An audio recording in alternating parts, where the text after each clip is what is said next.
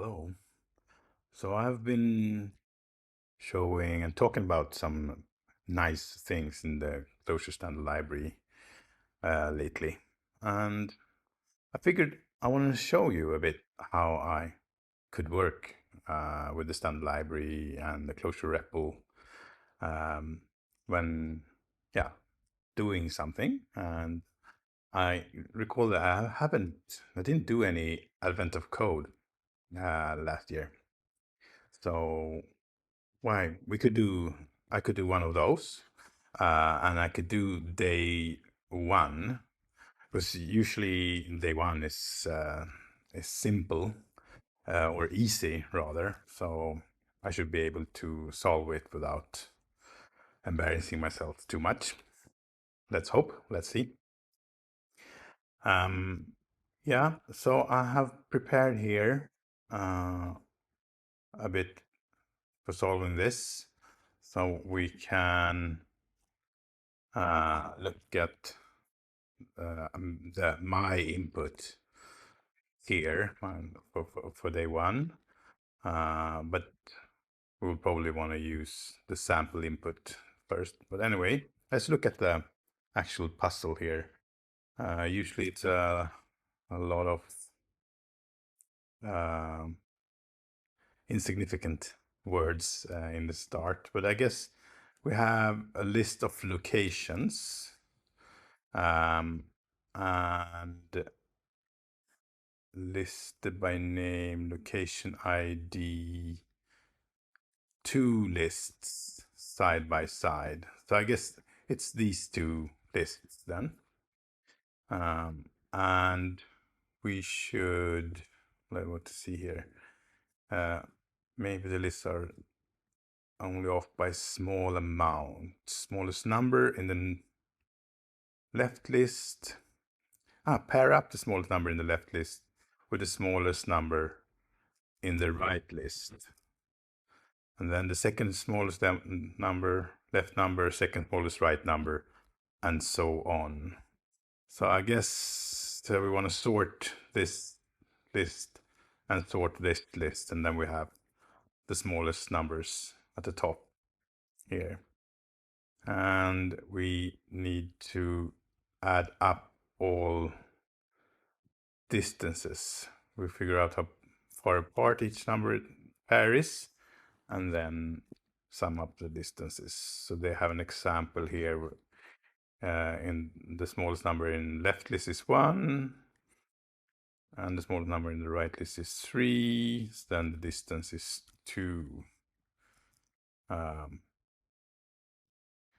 And so on. And then we get a list of distances there, and the total distance should be 11 for this input.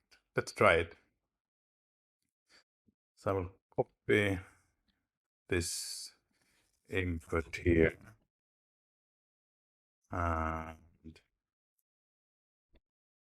so that's our input now, instead of this huge input we had there.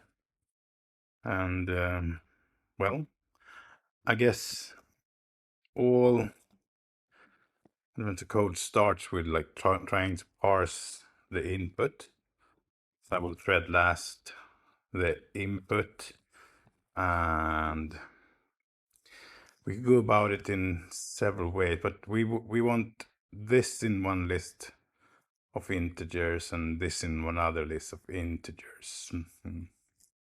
But I think I want to just concentrate on making it integers first, and then I could get it back to the lists. So we could parse out the all the numbers in there. They are still string then, and then we can map that through parse long. Okay, so now we have a long list of the integers, and now we want them back to these two lists then. So one of the favorite functions then in the Clojure library for doing something like this is to partition it then. And then now we have 3, 4, 4, 3, 2, 5, 1, 3, 3, 9. Cool. And then let's look at that again. 3, 4, 4. What we want 3, 4, 2, 1, 3, 3, and then 4, 3. So actually what that is we want to transpose it, I guess. Let's look. If I take this list here, just paste it here. Let's do it like that. And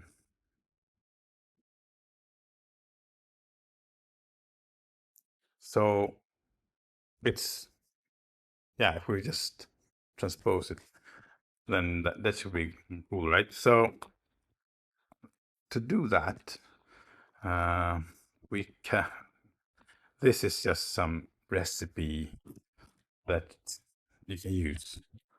Map,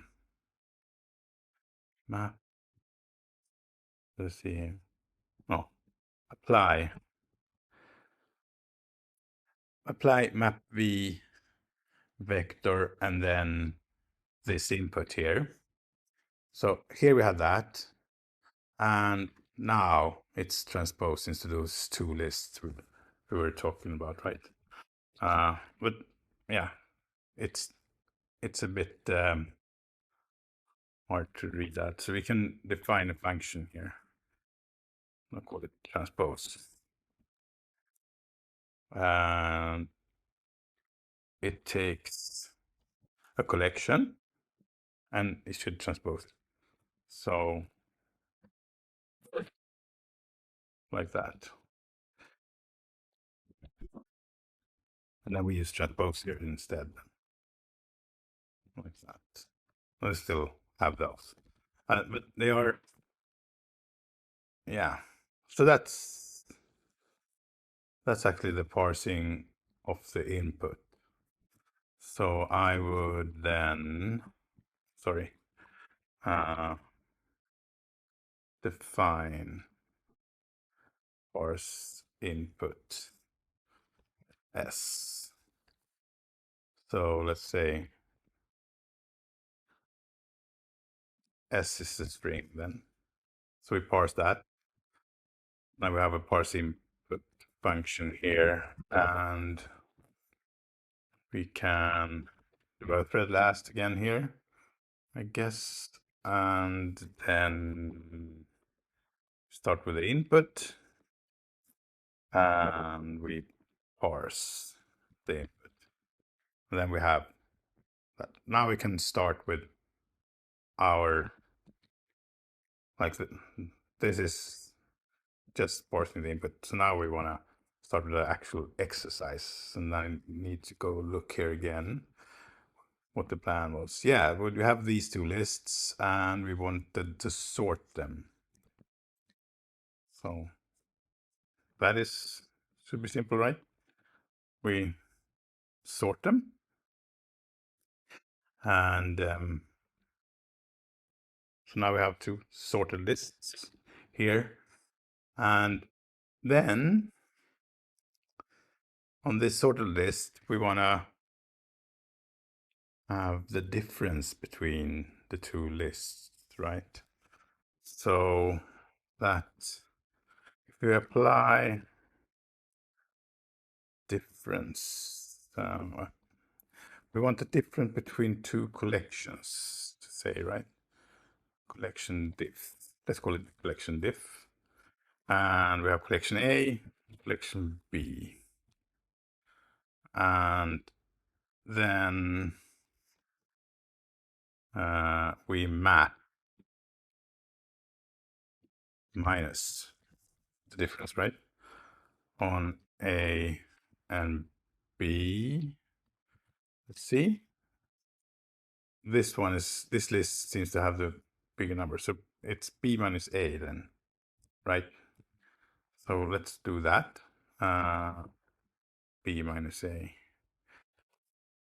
And yeah, so then we have that.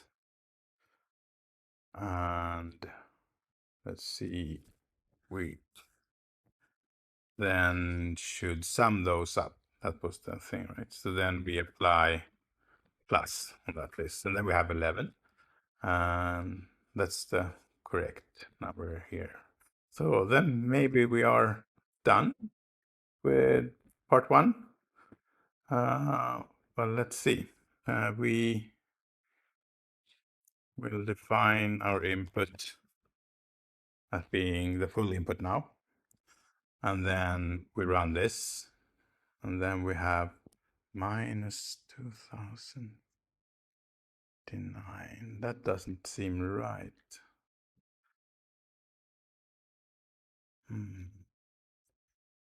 No, distance.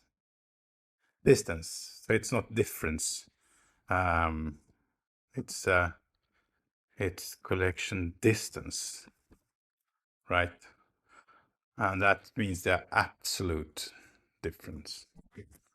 So we can create a function that both takes the difference and then makes absolute of that. So that should, see here, gives us a long list. I want this one again.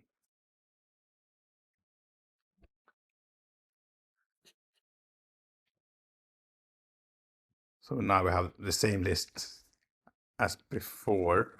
We can prove that by changing them to A, B. So that's the same list as before. And then still 11. But now we should actually be able to do it on the full input. Let's see. So that's what I have. We'll copy that. And we paste it here and submit. 1 gold star. Continue to part 2. Let's do it. Okay, so in part 2, confirmed everything for 2 lists indeed very different. Or are they? Maybe, okay, so bad handwriting, maybe it's rather misinterpreted handwriting. I need to figure out how often each number from the left list appears in the right list. So this, I calculate the total similarity score by adding up each number in the left list after multiplying it by the number of times that number appears in the right list. Okay, so we should be looking up 3 in this list then, I guess. So, and it appears 3 times there. So then we should have 3 times 3, and that's 9. Now, yeah, that's what they do here, right? And then we do that for all of them, and then we have a list like that, and that the sum there is 31. Yeah, so let's try it then. Remove that, and so this was part 1, right? So, and now we're doing part 2, and we can do it the same way as the other one. Start with threading the input, parsing the input. Okay, we should switch back to this input again. And now we have these same 2 lists, but now we should look up each number in this list and see how many times it appears in this list. Yeah. So I guess what um,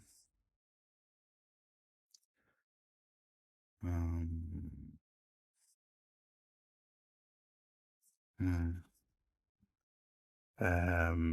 let's see if uh, we take the lists like that.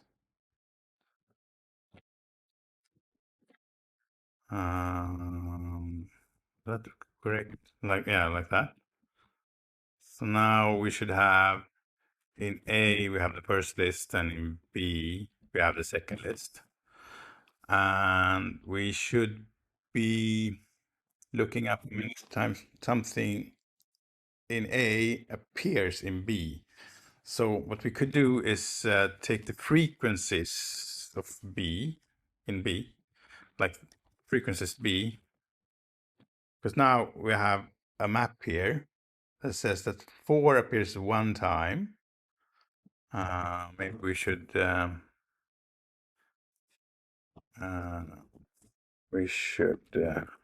can do it like this: A, B, like that. So we can see the lists there.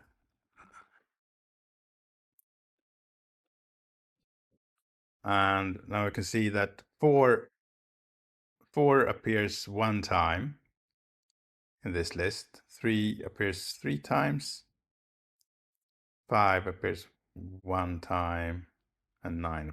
So this is a hash map, so it's not in a defined order anyway. So it's this is actually, if you look at that again, so it is this map we have here. The interesting thing with that map, we take it like that and count, you can call it count IDs, like that. So now count IDs is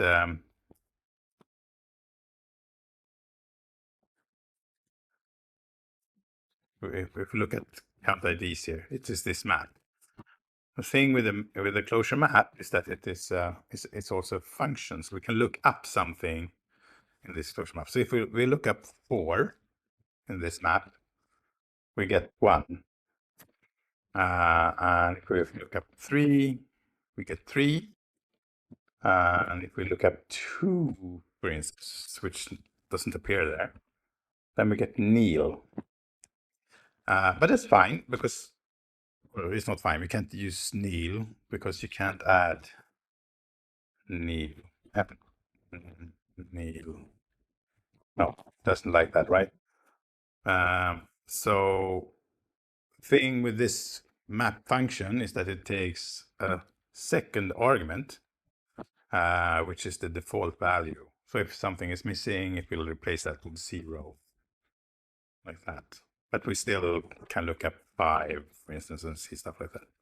So that's cool. We can then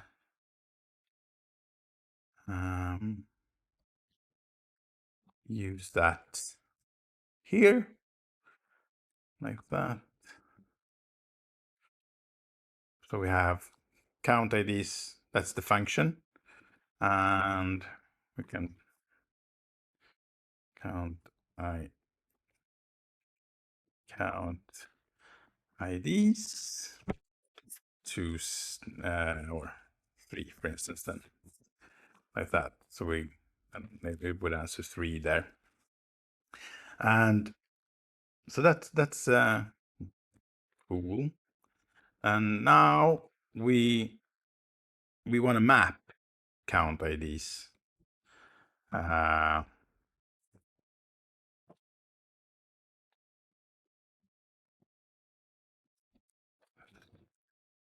Like that, but not 3 then.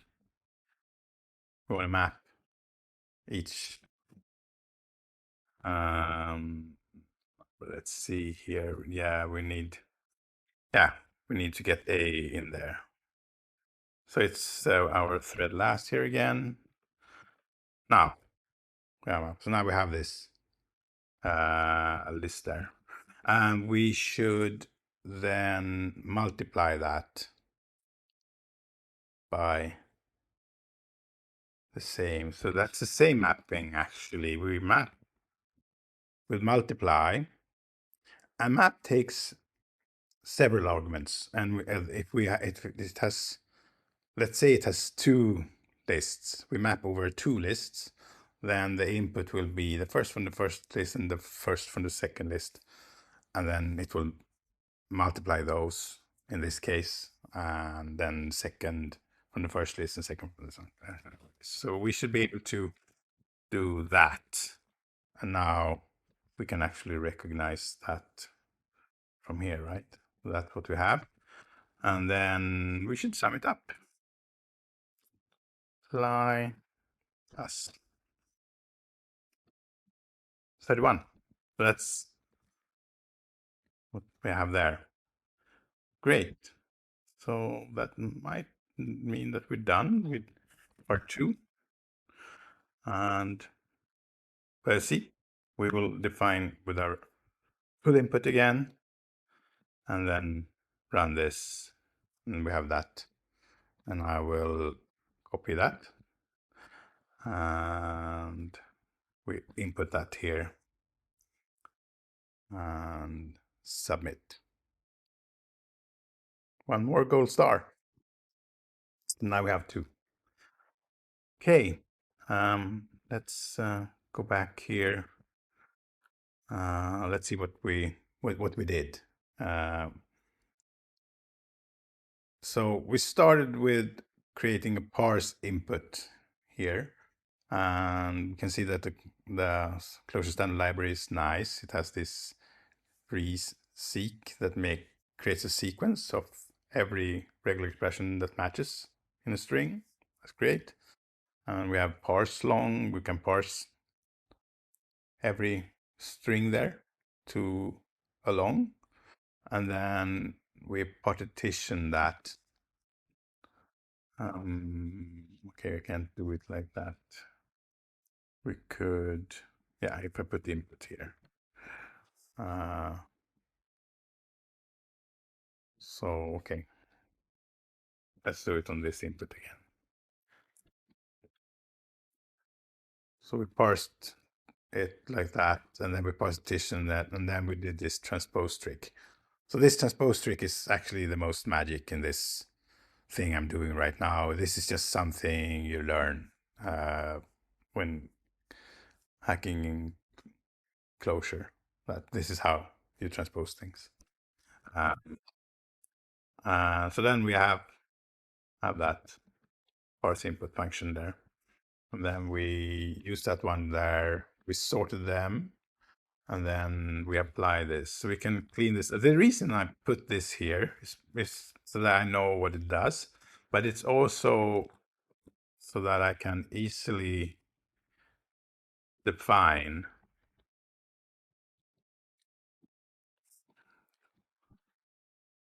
meant to be like that. I can easily define this function here, the collection distance there. And then we can collection distance here. So now we have that.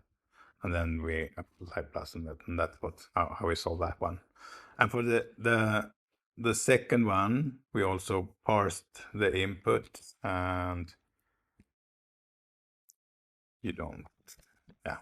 So we parsed the input and put first list in A, the second list in B, and then we created a lookup function for looking up A and B by just calling frequencies on B, because that gave us that map. And then we could use that to look up each A in B and see how many times it was there. And then the same here just multiply over A and that other list with frequencies or with counts, right? Then we applied plus on that. So it looked like that. That one. And we got ourselves 2 stars. Thanks for watching.